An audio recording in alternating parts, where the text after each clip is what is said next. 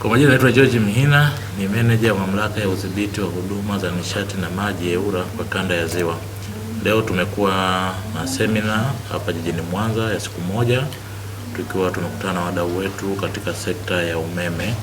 Wadau hao wanajumuisha wakandarasi au wataalamu wa kufunga miundombinu ya umeme kwenye majengo mbalimbali ambao wapo takriban zaidi ya 100.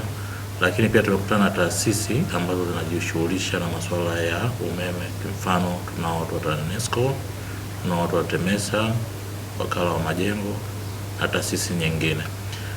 Tumekutana kwa ajili kwanza kukumbushana wajibu wetu sisi ambao tuko kwenye sekta ya umeme, hasa mafundi ambao wanashughulika na kufanya ufungaji wa miundombinu ya umeme. Tumeshuhudia hapa maeneo mbalimbali kutokea majanga ya moto kwenye masoko, kwenye mashule na sehemu mbalimbali, na imekuwa ni rahisi kusema chanzo au hitilafu ya moto huo ni umeme wa TANESCO.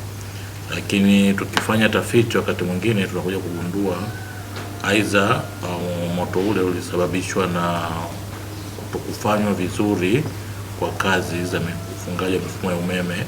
Mathalan, watu waliofanya kazi hiyo pengine hawakuwa na weledi wa kufanya kazi hiyo, au wakati mwingine wametumia vifaa ambavyo havikustahili kutumika. Kwa hiyo tumekuja leo kukumbushana kwanza umuhimu wao katika kufanya kazi hizo.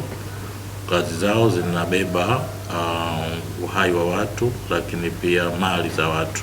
Unapotokea majanga ya moto, ni aidha mali zinaharibika au wakati mwingine pia kupelekea vifo kwenye wakazi au watu wanaotumia haya majengo. Kwa hiyo tumekuja kuwakumbusha kwamba kazi yao ni taaluma kama ilivyo taaluma nyingine ya udaktari au taaluma ya kisheria. Kwa hiyo wazifanye kwa kuzingatia sheria, kanuni na taratibu na miongozo ambayo sisi EWURA tumeiweka. Kwa kufanya hivyo, kwa kuzingatia weledi na kuzingatia miongozo, na hakika kwamba athari za majanga ya moto zinaweza aidha kupungua au kutokuwepo kabisa. Lakini pia tumekuja kukumbushana umuhimu wa sisi kama wadau kwenye sekta ya umeme kuendelea kutoa elimu kwa wananchi wetu, hususan wakazi wa kanda ya Ziwa, kuhakikisha kwamba siku zote tunatumia mafundi ambao wana weledi na sifa na leseni kutoka EWURA. Kwa kufanya hivyo, tunaweza kuepuka majanga na athari kutokana na moto ambayo wakati mwingine chanzo kikubwa umetokana na hitilafu za umeme. Kwa kanda ya Ziwa, kuna matukio yote labda wananchi wamekuja kushtaki labda TANESCO ama kuzungumzia kutoa taarifa kuhusiana na matukio ya ajali za moto ambazo zimesababisha athari zozote kwenye mali zao? Kwa kanda ya Ziwa tulishapata matukio yasiyopungua kama 3. Matukio yaliwahi kutokea Nyakahura ambako nyumba iliungua, lakini pia Mbogwe, wilayani Mbogwe tulishapata matukio ya hitilafu za umeme. Lakini pia nakumbuka kuna miaka tuliwahi kwenda kusikiliza kesi mtoto aliwahi kuungua kwa kugusa nyaya za umeme. Kwa hiyo yako matukio ambayo yameripotiwa kwetu EWURA, lakini kuna mengine pia tunayaona kwenye vyombo vya habari kama na televisheni na magazeti na kuripotiwa na waandishi ambayo kwetu hayajafika.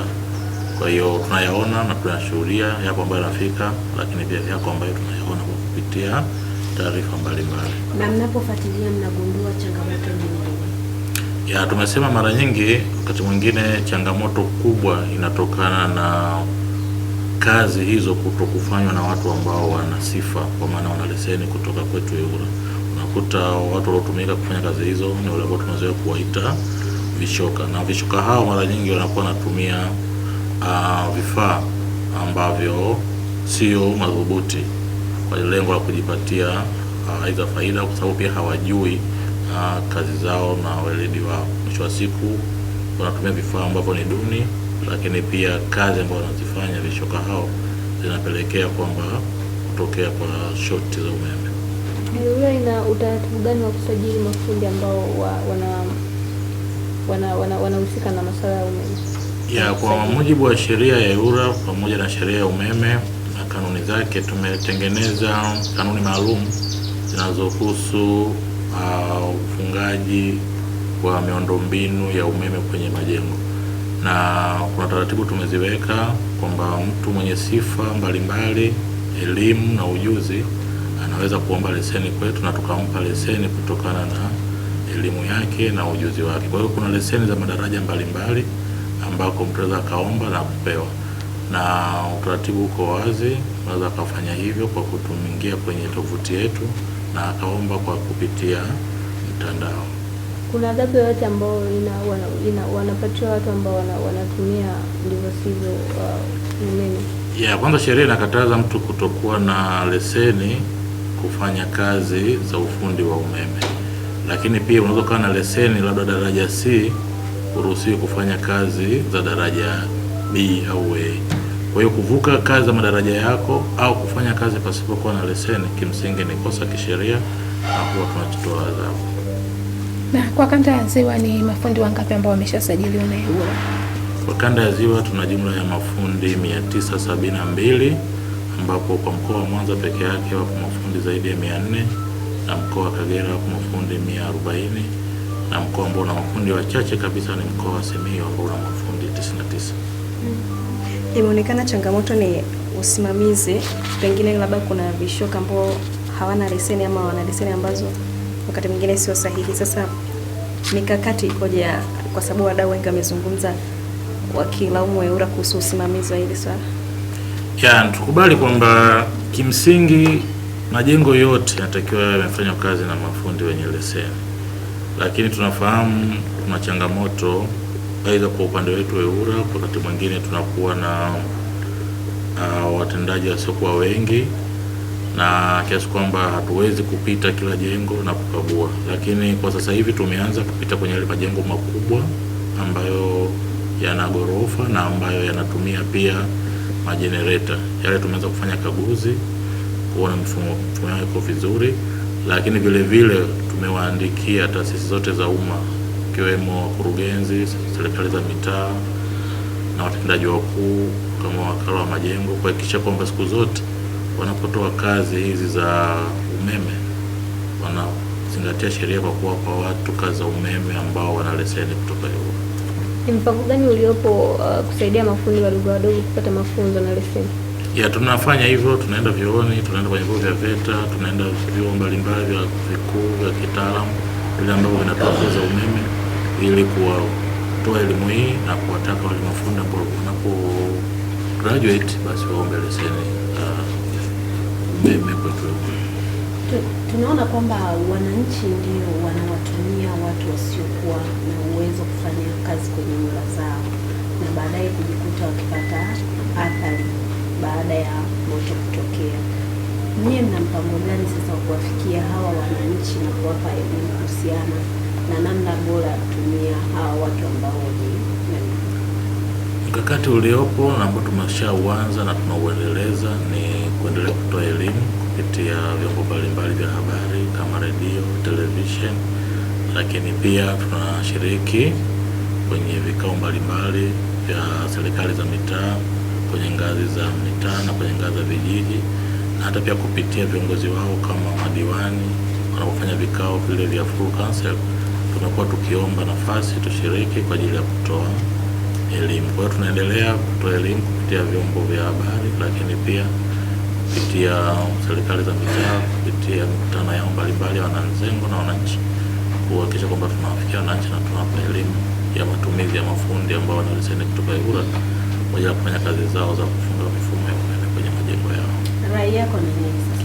Rai yangu wananchi waepuke mafundi wasiokuwa na leseni, na kwa pamoja tukipiga vita matumizi ya vishoka inawezekana, kwamba wewe mwananchi hakikisha kabla ya kutoa kazi yako ya kufungiwa mfumo wa umeme kwa nyumba yako muulize huyo fundi, je, ana leseni kutoka EWURA, anatambulika?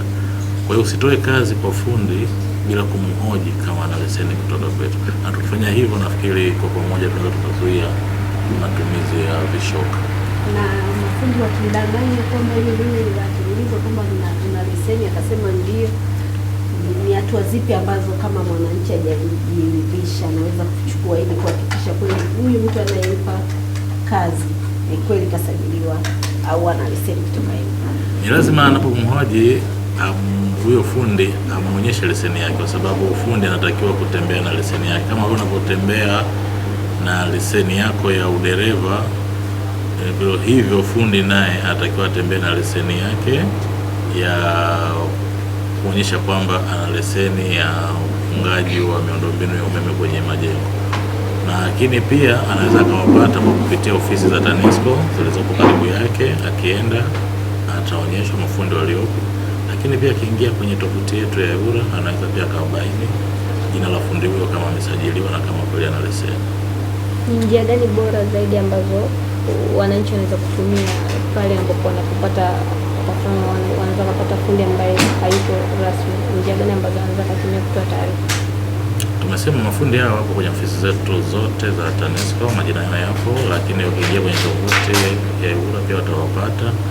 Lakini njia bora ambayo pengine anaweza kujiridhisha ni kuwasiliana pengine na ofisi za TANESCO zilizo karibu yake, au kuwasiliana pia na ofisi zetu za EWURA kanda ya Ziwa, kumwambia kwamba fundi huyo ni kweli ana leseni au hana.